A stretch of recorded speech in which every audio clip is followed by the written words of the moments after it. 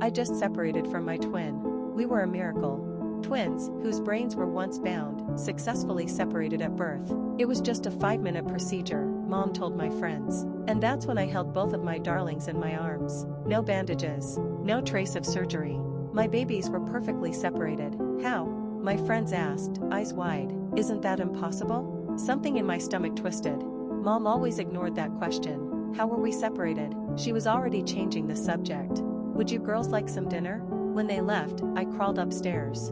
Silen was sitting at the top, chin resting on his fist. We didn't speak to each other, but we didn't have to. Ever since we turned 12 years old, we could hear each other's thoughts. We're screwed, Silen's voice crashed into me. Like tangled static, he rolled his eyes. Now everyone knows about us. I slumped next to him. Relax. He was right about kids distancing themselves. Silen's voice became progressively louder in my head, bleeding into my skull until his thoughts drowned out my own. His feelings became mine.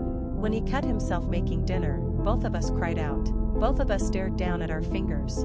A single spot of red bloomed on his index. Something ice cold skittered down my spine. I was bleeding too.